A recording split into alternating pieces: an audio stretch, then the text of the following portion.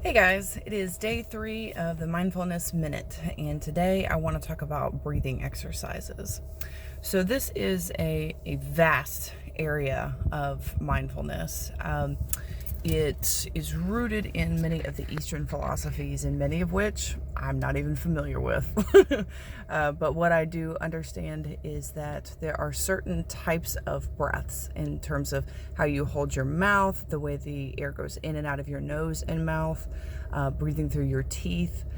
There's various ways of being able to practice and hold breaths, and this you see this a lot in yoga as well, that are distinctly designed to affect certain areas of the body. So, for instance, teeth breathing through your teeth, making a shush sound, is good for cleansing the liver. So there are various different ways to be able to practice specific breaths to be able to cleanse specific organs. But what I want to focus on today is just more so getting the nervous system trained to be able to relax.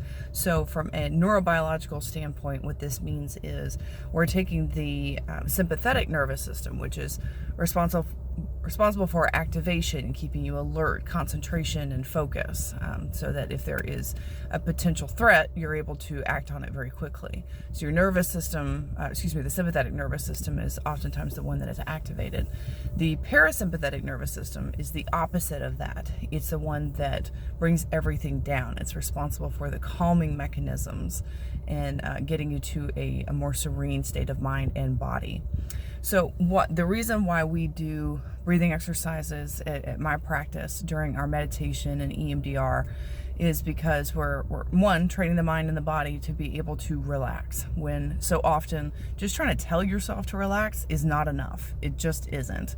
You can say relax, relax, relax over and over again, and it's just not going to get you there. Why? Because we are already programmed to be thinking and feeling very actively, much of which is on the unconscious level. So what we're trying to do is override that programming, and therefore it's necessary to do things that are active, which is much of what my work is based on: experiential, hands-on, in the moment, because it's my philosophy that we've got to do things like that in order to get energy to move, in order for lasting change to really take hold.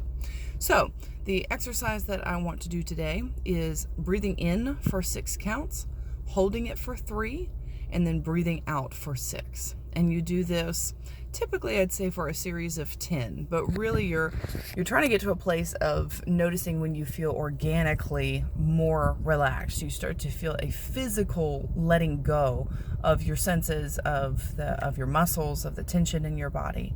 So I'm going to do it now, and feel free to try it with me. So once again, you're going to breathe in and count to 6 to yourself, hold the breath for 3, and then as you exhale, count to 6 as well. Okay?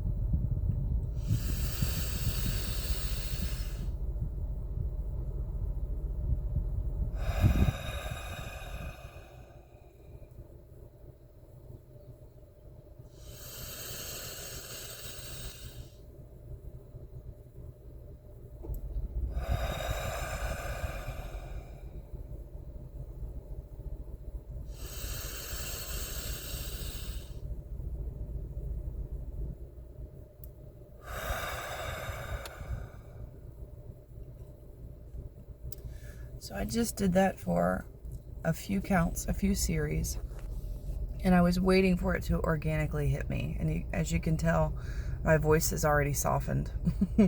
I feel the flow of oxygen that's moving through my brain, it's moving through my body, and it was just that quick. But also I've been practicing for a long time, so if you're not able to achieve those results that quickly, that's okay. Don't get discouraged. It actually moves pretty quickly if you're doing this on a consistent basis. So I just want to drive home that breathing exercises are paramount. They are imperative. They are mandatory. They are necessary particularly in ways of quelling anxiety. And the whole idea is to retrain and reprogram our brains so that we're not so quick to anger, so that we're not so impatient, so that we're not so irritable. So often we think that our genetics are our fate, that we are bound to be an angry person. You just kind of walk around saying, well, I'm angry, that's just how it is. And to some extent, that's true. It just is. But it isn't to the extent that maybe you might think. And there are things that you can do and practice to be able to soften some of that genetic wiring. And that's probably the best way to think about these types of things. So again, there are all kinds of different functions for breath work. Keep that in mind. This is, gosh, not even scratching the surface of the functionality of breath work.